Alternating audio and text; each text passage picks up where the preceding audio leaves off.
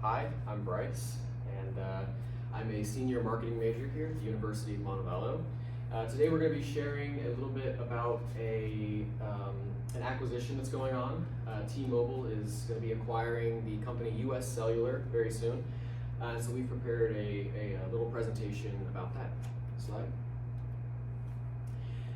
But first, a little bit of context for the companies, just to understand, everything there is going into the case. T-Mobile started as VoiceStream Wireless PCS back in, I believe, 1994, sometime in the mid-90s. They left their parent company shortly afterwards and were purchased by Deutsche Telekom, and the T-Mobile company was founded in 2002. So you can kind of see there's almost a decades-long thing leading up to even just the founding of T-Mobile as a company.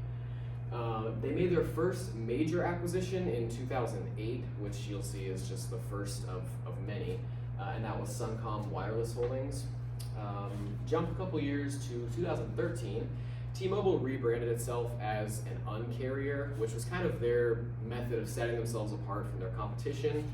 Because most companies promote themselves as wireless carriers. Well, T-Mobile decided to be the Un-carrier, which was massively successful for them because they went on a huge streak of mergers and acquisitions, which included Metro PCS, lots of wireless spectrum in the Mississippi Valley that they just kind of bought up, all those towers.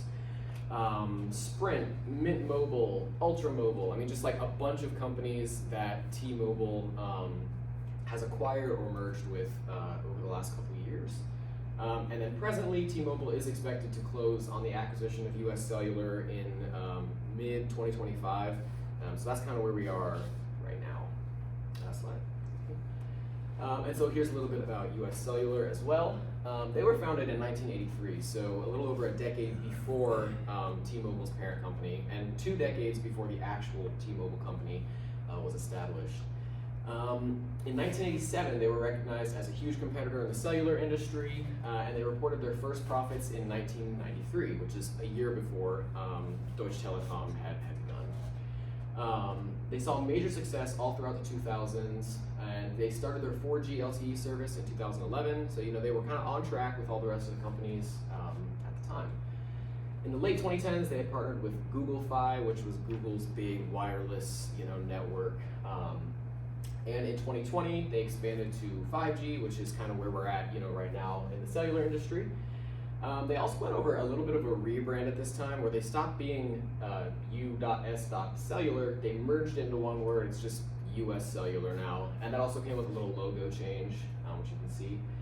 And then in 2023, Google announced that they were going to be parting ways with US Cellular in regards to Google Fi. They said they were still excited to continue their collaborations in other ways, but as we can see now, that has turned into where we currently are, where the company is expected to be acquired by T-Mobile in mid-2025.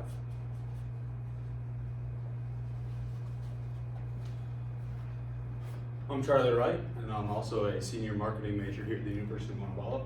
I'm going to talk a little bit about mergers and acquisitions within the cellular industry and kind of why they happen. So first, let's talk about adapting new technology. The cellular industry thrives on innovation, but it's also highly disruptive. Technologies like 5G, AI, and edge computing have transformed not just the products, but also the services these companies offer and how they operate. Staying competitive requires significant investment in research, development, and infrastructure. Developing these capabilities in-house is expensive and also time-consuming, especially for small companies and mid-sized companies. But the merger provides a shortcut for these big companies, because instead of going out, building the technology, taking the time and resources to develop new technology, they can just buy a company that already has the technology developed, and they can just run with that. And it's really not about keeping up. It's about surviving in the industry, because it's new technology. Look at 20 years ago and look at now. There's one technology after another coming in. Second, reason for mergers would be increasing a company's market share. And increasing their market share is a major motivator to this. The cellular market is highly competitive, but it has just really a few dominant companies that run it. And there's a lot of small companies, but they're just kind of competing for some more rural customers.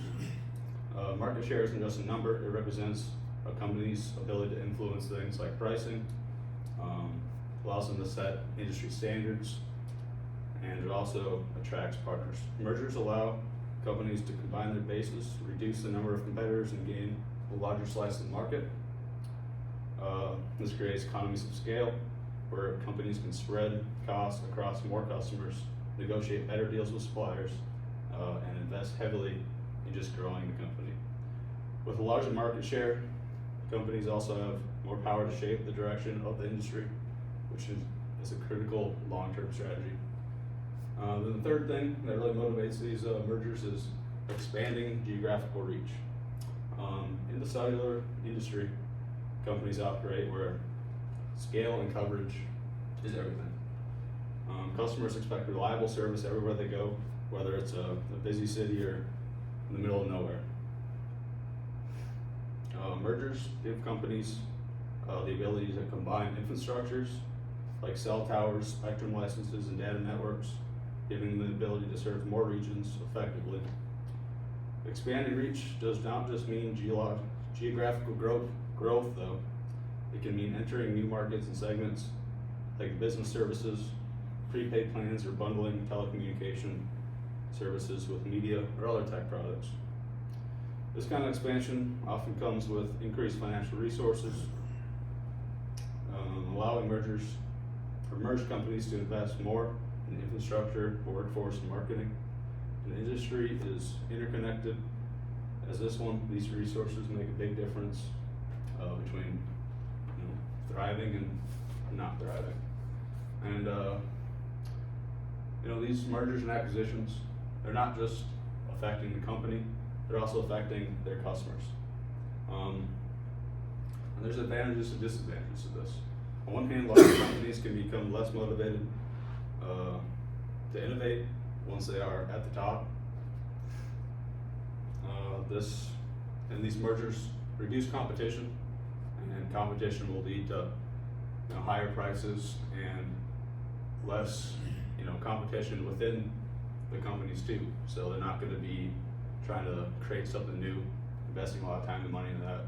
They're going to be more focused on staying on the top.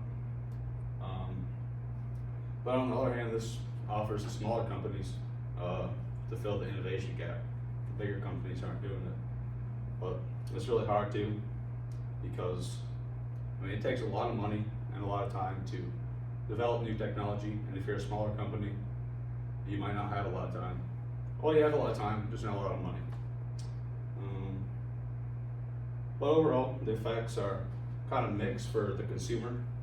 Reduced competition leads to fewer choices and higher priced cellular plans, such as after the T-Mobile and Sprint merger. Some consumers reported some higher pricing, but they also might have more coverage because of these mergers. So it's it goes both ways. Next slide.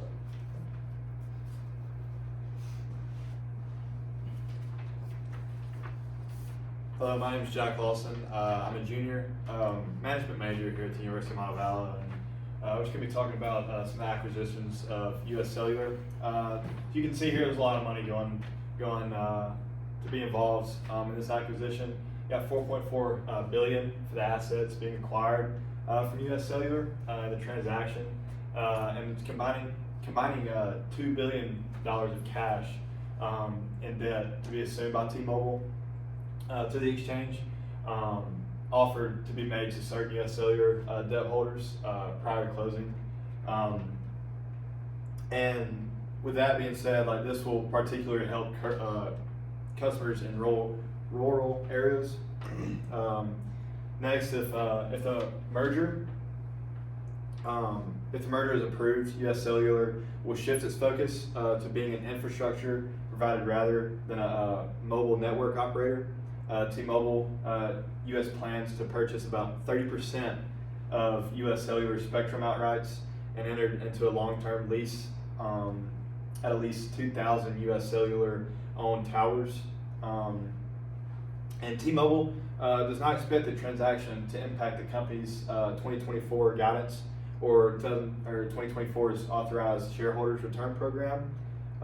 This case is expected to close in the middle of 2025, so it hasn't closed yet, but we're working on it. They are working on it. Lastly, U.S. Cellular has been losing wireless customer lines for years now, and the losses have been accelerating. The company said that even when it stepped up the promotional incentives in 2022 in an effort to reverse that trend, it still saw customers lose losses rather than gains. Next slide. Hi, I'm Kara Barton, and I'm a senior accounting major at the University of Montevallo, and I'm going to talk a little bit about our SWOT analysis.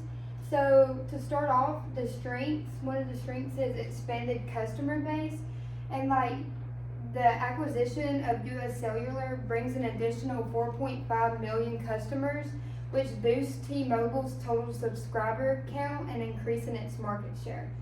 The next strength that we have is enhanced rural coverage, and U.S. Cellular has established its presence in these type of areas such as Knoxville, Tennessee, and Tulsa, Oklahoma. These markets strengthen T-Mobile's footprint in undeserved regions. The second thing I'm going to talk about is the weaknesses, and one of the weaknesses is limited immediate impact on financial performance. T-Mobile has stated that the acquisition will not affect its 2024 financial outlook, suggesting that the benefits of the deal may take longer to materialize. And the second weakness is integration challenges. Combining T-Mobile's operations with U.S. Cellular's infrastructure may present challenges, especially in aligning technology systems and different cultures. The next thing I'm going to talk about is the opportunities, and one of the opportunities is expansion of 5G network. The acquisition provides T-Mobile with valuable spectrum assets, enabling faster deployment and enhanced coverage of its 5G services in rural areas and undeserved markets. The second one is an increase in competitive positioning, and the deal kind of strengthened T-Mobile's ability to compete with AT&T and Verizon, potentially making it the preferred carrier in more regions by offering broader coverage and improved network quality. The last one I'm going to talk about is threats, and the first one is customer retention risk. And the transition from U.S. Cellular to T-Mobile branding may result in customer churn, especially if existing U.S. Cellular customers perceive changes in pricing, service, quality, or customer support. The last one is increased competition. Competitors like AT&T and Verizon may launch aggressive marketing campaigns or promotional offers targeting U.S. Cellular's customer base during the transition period. Thanks.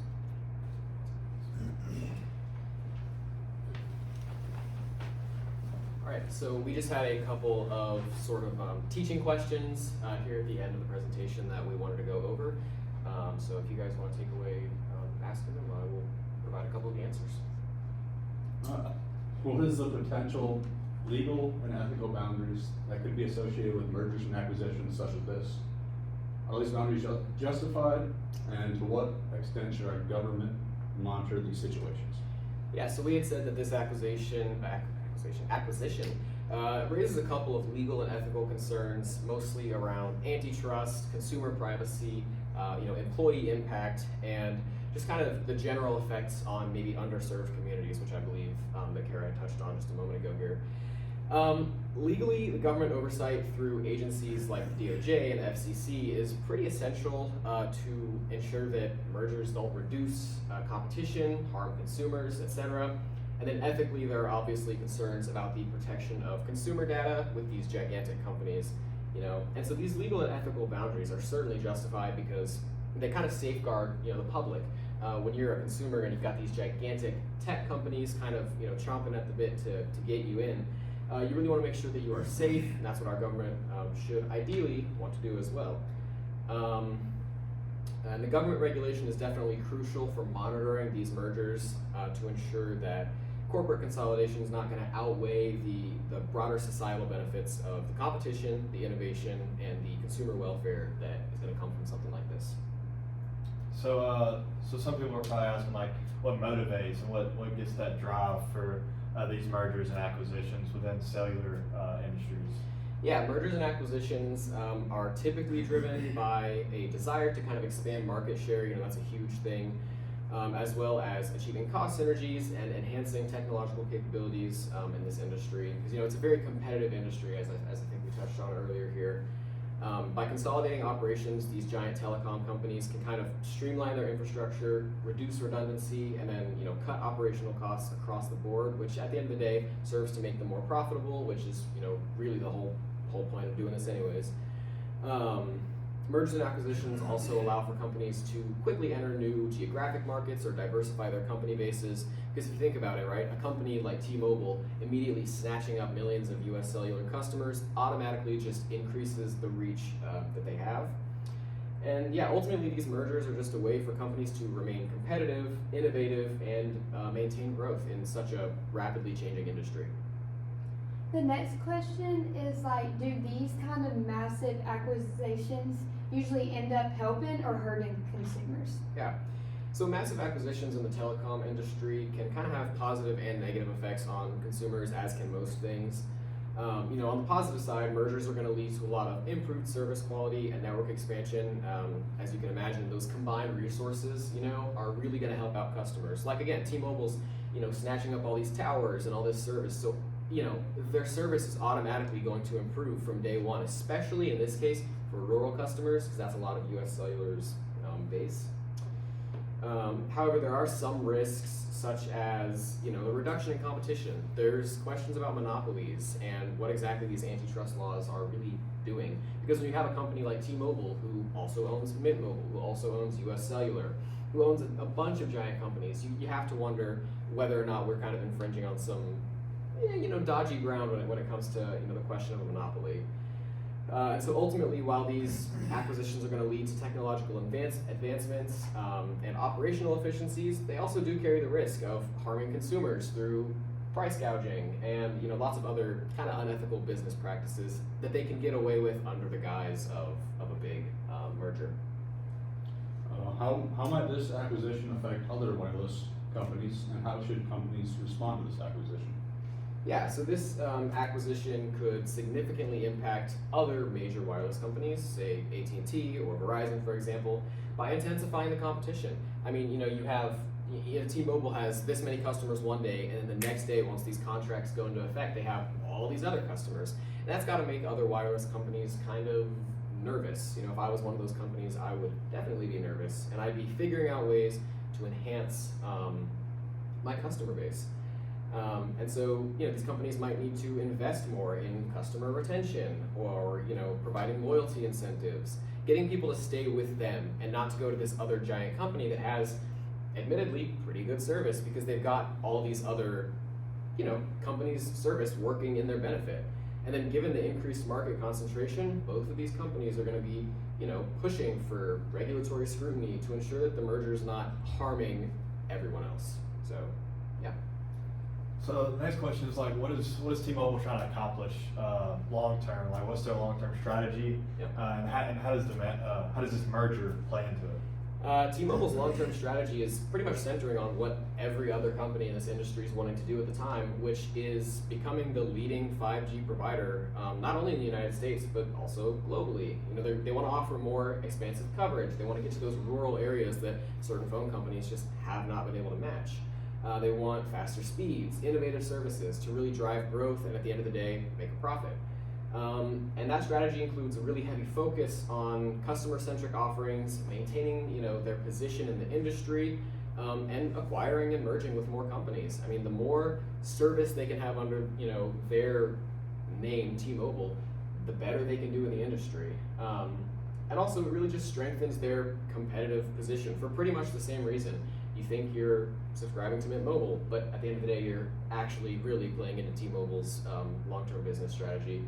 So yeah, that's kind of their strategy there. The last question is, what kind of effect is this merger going to have on US Cellular as a company, its employees, and its customers? Yeah, I mean, it's definitely going to have significant effects on the company, the employees, and the customers. As a company, this means that it's transitioning from being like an independent regional carrier to becoming a really integral part of the United States coverage at large, and even possibly globally, you know, because now that T-Mobile kind of has control over this company, they can choose to do mostly whatever they want with it, you know, which could lead to integration of US Cellular's operations into any facet of T-Mobile's network. Whatever the company decides they like, they can kind of, you know, cherry pick and take that for themselves. As for the customers, this is really supposed to affect rural customers a lot. That was something that we had kind of discovered throughout our time doing this case. Is, you know, US Cellular has a pretty big rural base, T-Mobile more or less, but now they do. You know, as of whenever this gets finalized, they're going to have quite a big rural base of customers as well. Some US Cellular customers might be concerned about changes in pricing, policies, or maybe the potential loss of a brand that they trusted. US Cellular may not have been like the most popular brand in this industry, but you know, they were a trustworthy name to those who decided to stick with them. Obviously, there was a reason that those customers decided to stick with them, and now, you know, T-Mobile has kind of the challenge of maintaining that trust in those customers and really proving that they can kind of do the same thing that US Cellular was doing for these folks. So overall, while it does promise, you know, some technological and operational benefits, the transition is definitely going to create some uncertainty for employees and customers, even though at the end of the day, more likely than not, it will end up positively serving those communities. So yeah, I think that's about all we have here, right?